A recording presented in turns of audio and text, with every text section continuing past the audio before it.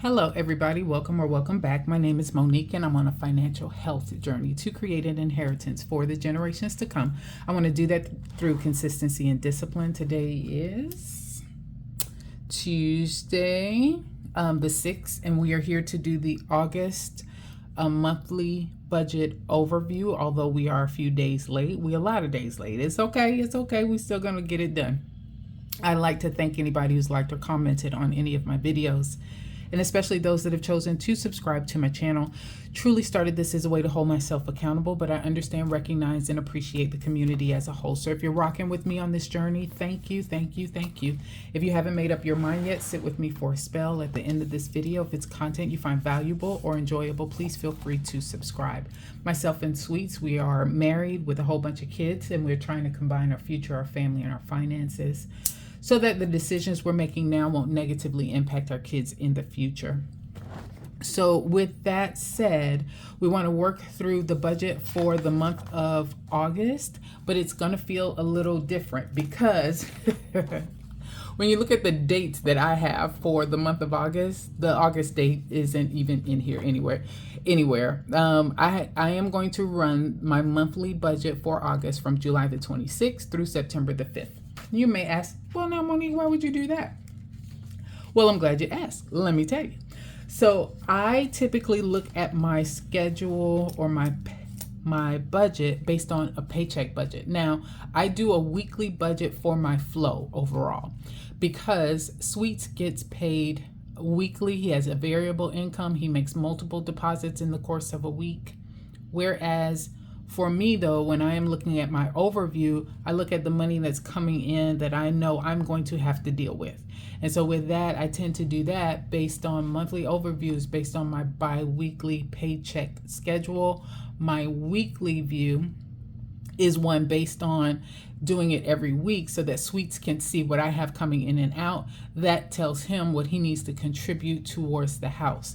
And when I say contribute towards the house, we have two properties. He still has the home in South Carolina. I have the home in Georgia. He's still maintaining all of the bills in South Carolina. He is handling his business there.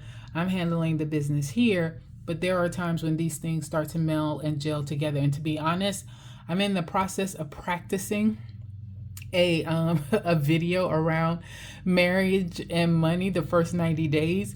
It's taking a lot out of me, y'all, because I would have to do that where you guys can see me, and I'm not used to that. I'm used to y'all just seeing my hands, not necessarily seeing my face.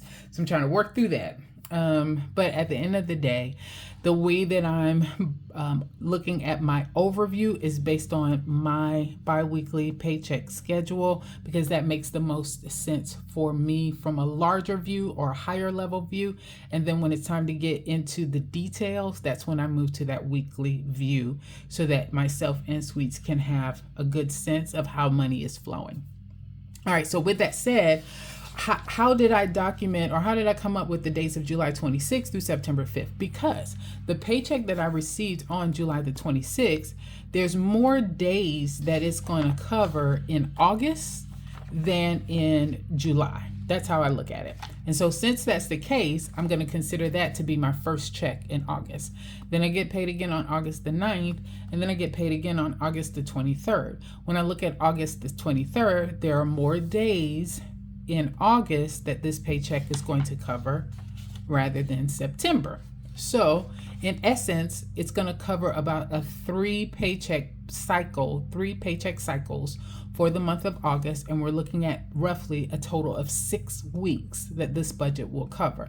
That is significant to understand because that will change the amount of money that you will see allotted for my variable expenses for the month. Most people tend to work on a 4-week cycle. Most of the time for me, my variable expenses are based on a 4-week cycle. This time it's based on a 6-week cycle. As well as for my bills, not only am I going to have an extra check for income, I'm going to have some bills that I'm going to have to pay twice. So case in point, that July 26th check helped to cover mortgage and electricity and my AHS home warranty and ring. And I'm going to need to cover that as well for September 1st also, because that's also going to be considered a part of August. So some of these bills that you normally only see coming out once in my monthly bills, you will actually see me account for them twice. So I wanted to make sure that I brought that up. All right, so how do I do my monthly budget overview? First things first, I figure out how many weeks I'm talking about and how many weeks will be covered. So we just talked about that. Second, I go in with washi tape and I denote each paycheck period cycle so that I know what days are covered. And then as I layer in my bills, I know which paycheck that is supposed to be accounted for in. So my July 26th check is covered in this black confetti.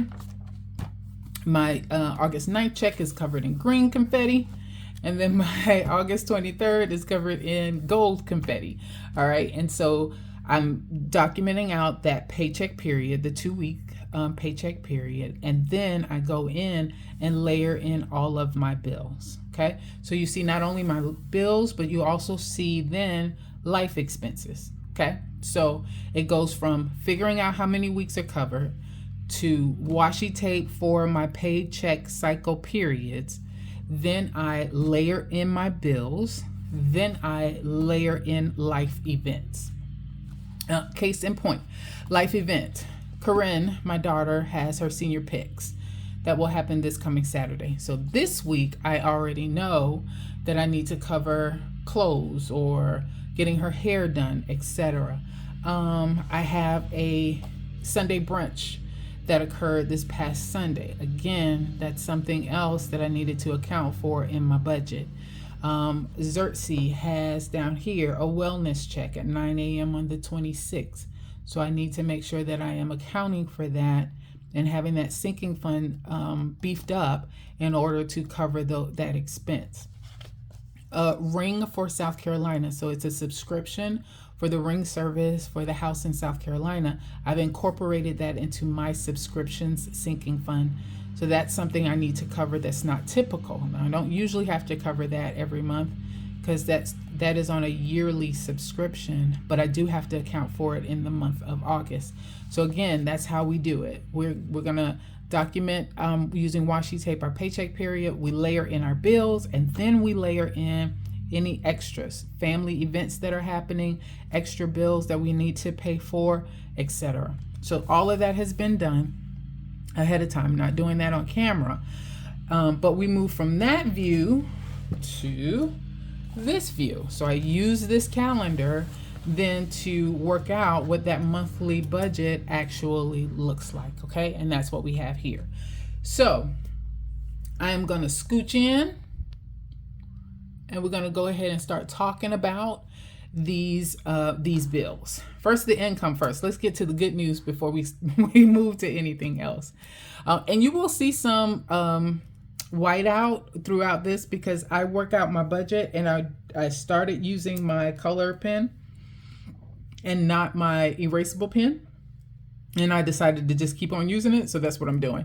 So anywhere that everything seemed to work out fine, you still have it there. There's some things I'm still working out in my head. So we're going to work those out together. You all have decided to come along with me on this journey. All right. So income, I should get paid 3 times for this 6-week cycle that we're talking about, July 26th through September the 5th. And I'm going to budget that I'm going to receive $2,300 each of those. You see here an amount extra 1 and extra 2. So it looks very good or very promising for us to have some bonus payout that might occur. But it may be broken up into a couple of different events. So for the first event, I'm going to say $500. And then for the second event, I'm going to say $2,500. So that would be a total of about $3,000 paid out. With that said, let's go ahead and mark out how much money we're looking at total. So it's $2,300. Smooth this over some so you guys can see. $2,300 times 3. And then I'm going to add in $500 for that first extra payout, and then $2,500 potentially for the second. So $9,900. And y'all, that's a sexy number right there, honey. So, all right, so that's what we are going to work with as far as our budget is concerned. 2nd. And we just discussed that. Let me move this over just a tad so you can see the calculator as well, just in case I need it. But here, notice Gas South, normally I pay 102, but you see here 204. That's because Gas South is paid on the 28th of every month. So I paid it July 28th, and then I'll pay it again August 28th within this 6-week cycle. Okay, so Gas South is 204. Lawn Love comes in at 225. That's 3 times. I need to get my lawn done. Mortgage shows 1430. That's 715, which is my mortgage amount, twice, because I need to pay it August 1st, and in this time period I'm going to pay it September 1st as well. Rain comes in twice, so that shows $20. AHS is a little different. So home warranty, I'll pay $43 for the month of August, but for September, if I'm not mistaken, I got an email that it's going to go up to like $48.75 or something like that. So basically $49. So when you add that 43 and 49, that's how you come up with the $92 there. I typically budget $150 for electric, so I'm going to say a total of $300. I have a feeling this number is going to end up it's going to end up being higher because it is summer and it's hot. It's hot. So it's probably going to be higher than that 150 each month, but we'll see. Xerxes should get 1 groom for $50. Verizon comes in at $180. So now we're hitting the time period where there's only going to be 1 bill amount for these categories coming out of this 6-week cycle time. AT&T is $91. Water comes out at $25. Trash, I pay trash quarterly. The quarter is here, so that'll be $57, and that was something else that increased. We just went from 51 to 54. It feels like 3 or 4 months ago, and now we're at 57. And then class dues, I need to cover 2 months worth, so that will be $50. When you add all of that together, you should come up with $2,724 for that. Next is variable expenses. So this is, again, one of the things that I brought up is that each of these categories will need to cover a 6-week period. So first I had to figure out how much money I wanted to put towards each of these every week. And that's these numbers that you see here. I want to put $110 every week in groceries, $30 every week for gas, $30 every week for home, $40 every week for dining, $20 every week for supplements, $5 every week for my extra or savings category, $10 every week for pets. And then family says $70. And that's a combination of 3 things. That's $30 for me every week. That's $20 for Corinne every week. And then that's $20 for my bonus babies every week. When you add that together, that's how you come up with the $70. And then at that point, I'm going to multiply that times 6, since this monthly budget is covering a 6-week cycle. And that's how I came up with $420. So I went in and used all of these weekly amounts, multiplied them times 6, and that's how I came up with the main amounts that you see here.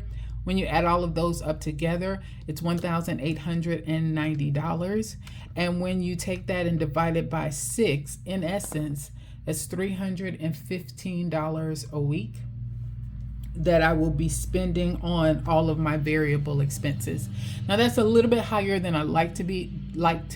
Usually I want to be around that 300 mark, but I am finding that I needed to beef that up a little bit more.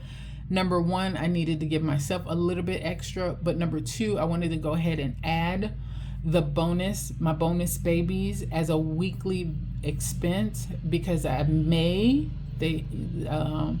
mom and dad are considering having them get some type of allowance, and I would help to cover that cost for that. So that's why you're seeing them added here instead of it just being a sinking fund in my family binder. We might transition that to being a weekly expense, and I would just send that money for each of them to have like $10 a week or just something in their pocket. So at the end of the day, that's where we are as far as our variable expenses are concerned. And then for subscriptions, so you see all of the subscriptions documented here, but you don't see a total amount here. And that's because all of the subscriptions are accounted for in the subscription sinking fund that we'll talk about in a minute. The reason why that's significant is because I don't have these amounts coming out of my bills account anymore. They are coming from my, or paid for out of my Ally credit card. I then unstuffed the cash weekly for any of the expenses that's covered. And I apologize if you guys can hear the lawnmower. It's not my my yard. But at the end of the day, all of these are now going to come out of that sinking fund. With that said, I needed to document them here so that I remember which bills I am paying for out of that sinking fund. But I don't want to add that total here, because if that total is written here, plus it's written under the sinking fund allocations that I have, then that's like me double dinging myself, right? So now I'm paying for those subscriptions twice. So I'm documenting them here, but I'm not going to put a total amount because I am contributing enough money to that sinking fund, which we're about to discuss, to make sure that those amounts are covered. All right. So there we are with that first page. Now with the second page. So here's my debt. The only debt that will come out twice is Nelnet. Nelnet is paid on the 5th. So I will see an amount of that come out on August the 5th, and then potentially again September 5th itself. So I went ahead and documented that twice. Everything else will only come out one time. You'll see here Rooms to Go that's now been added as a debt. So remember, back in July, Rooms to Go was running an awesome sale that we decided to go ahead and take advantage of.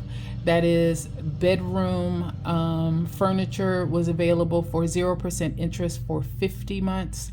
And mattresses and box springs were available at 0% interest for 72 months. So we went ahead and did that. All of those items got delivered a few weeks ago, and now the bill has started to come through. Now it's a little bit less than $100 when you look at the amount that's on there. I think it says $91.55, something like that. But my plan is to pay $100 on that every month. So that is a new debt that you will see for the very near future. So, and then Citi, which is a credit card that I have my 0% balance transfer on. So that change has already been made as well. All right. When you add all of those up together, that's where you come up with the total on that one as $1,102. All right, next, sinking funds. Now, I tend to only contribute to sinking funds when I get paid at my paycheck period time frame. So it's different than my variable expenses over here where we have the 6 weeks. It's more so based on paychecks, and I plan on getting paid, or I will get paid 3 times in the course of this monthly budget. So with that said, I always give $80 for my property insurance, and I always give $80 for that subs sinking fund that we just talked about. So that's $160 every paycheck period that goes towards these specific sinking funds. And that gives me $480 that I need to budget for the month. Family binder, I tend to give $30 every paycheck, so that's a total of $90. Same for personal binder, $30, so that's a total of $90.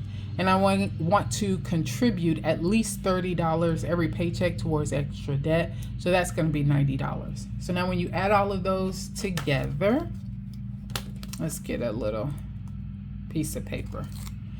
And that lady lawn ain't that big. They've been mowing for feels like an hour. Plus 90. That's $750. So I already know $750 is going to go towards sinking funds. You'll notice here I want to do something extra or have additional money going towards sinking funds. So remember, I got a little extra change over here. This is a little extra change. And so with that, I am going to contribute more to Christmas or home decor, home maintenance or car maintenance, etc. I have a list that I've already started to work out over here around that. So I am going to I have where I want to put that money, but this is just going to have a wrap up of all of the extra that I want to give. I just don't know for sure how much is going to be left to do that. So I'm going to leave it blank for right now. I'm going to document $750 here, and then we'll come to that final number later. The reason why I want to hold off on that and not document it here now is because there is some extra I want to give towards extra savings and investment over here on this side. So extra savings and investments works the same way. It's going to cover 3 paycheck period, and I only contribute to these during that particular paycheck cycle. So first, Monday minis. My Monday minis, I always allot $120 every paycheck period. That's $60 a week to do my Monday mini challenges. When you add that together for 3 paycheck periods, that's $360. I want to give $40 every paycheck period around the $10 challenge. So that'll be a total of $120. Home projects. I always want to run a home project sinking fund, I think, or savings challenge. Sorry. I want to do a home project savings challenge every time. Right now I'm trying to save for like an awning or pergola or something like that for my backyard to have a cover over some seating that I want to put out there. And that's the current one that I'm doing. Once I save up the money for that, I'll move on to the next project and then the next project. So with that said, I want to contribute $30 for each paycheck for that one too. That's going to be a total of $90. My self-care savings challenge, I want to do $30 for that one as well. So that's going to be another $90. And I put a 0 here, but I thought about it. I have a 52-week savings challenge book that I found on Amazon for the low, and doesn't have any stickers, nothing, honey. It's just the plastic paper and this little container. I think this is A6, right? So Baddies and Budgets, in their budget binder, I have they had a 52-week savings challenge that I kind of want to use. So I pulled that. I thought these would align. I thought at first this was an 8.5, and I thought that this would fit in there, but as you can see, the little holes ain't matching up. So I don't know what I'm going to do around this, but I'm thinking about running a 52-week savings challenge. So with that said, I started to go ahead and document here in August to start taking some money out for that, or allotting for it. But I did change my mind. So I think what I'm going to do is I'm going to be more conservative with my numbers. That's why you see a lot of white out here. I went back in and thought about it. I'm going to be a little bit more conservative with my numbers. And then at the end of each paycheck cycle, any amount that I feel comfortable pulling, as opposed to rolling it over, I will allot that towards the 52-week challenge. So I'm not going to budget for it, but I may end up, as far as the actuals are concerned, showing then some contributions that I'm going to make. Likewise, Sweet said he'll be able to give some towards it as well. And he's not going to commit to any particular numbers. So it's not going to be like, okay, this week I need you to do $28. Next week I need you to do $29. Not like that. But he plans on doing almost the same thing. So where he feels like he has extra and he feels comfortable giving that money over and just taking it out of his buffer, then he will. So I think we're going to handle it that way. So I'm going to put a 0 here for right now, but stay tuned. We might go ahead. We might end up changing that. All right. Roth IRA and public investment, I'm going to leave those at 0 for right now. So that's going to be a total of $660 total for my extra savings. So let's look at the monthly breakdown. First thing was my income is going to be, I'm going to be conservative and say $9,900 because the bonus piece could be more than that. I'm just not sure. All right, so we're going to say 9900. Where we put this? Maybe we'll put it here. Okay. Minus 4614. That 4614 was the 2724 plus the 1890. And I'll do that just so that you know, 2724 plus 1890. Let's try that again. 2724 plus 1890 equals 4,614. So the way the Baddies and Budgets form works, you're supposed to add the fixed expenses, subscriptions, and variable expenses together and come up with your expense number. but we know that subscriptions won't have a number here because I'm handling that through sinking funds. So when I add these two together, that's how I came up with that 4614. All right, so back to the numbers. That is 9,900 minus 4614 minus 1102 minus 660. All right, so that leaves $3,524. Seems like a lot left. All right, so we're going to take away the 750 that we already know we've accounted for in these numbers. So minus 750 equals $2,774. So I am going to say, I'm going to leave the 774 in the bank. And then I'm going to say extra sinking funds, we're going to put $2,000. I'm going to put $2,000 here for that. And I don't know where this 3360 came from. I don't know what I was smoking.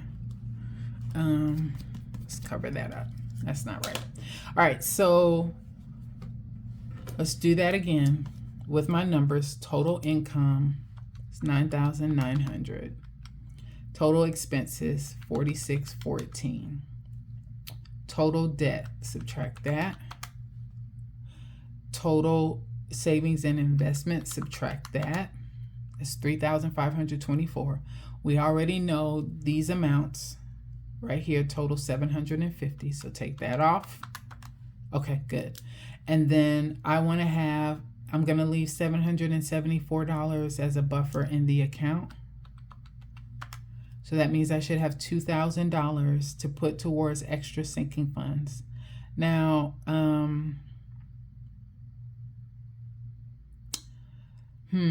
I am going to want to give something extra towards extra debt, but I'm going to treat it out of the sinking fund because I actually have an extra debt envelope that I'll put more money towards.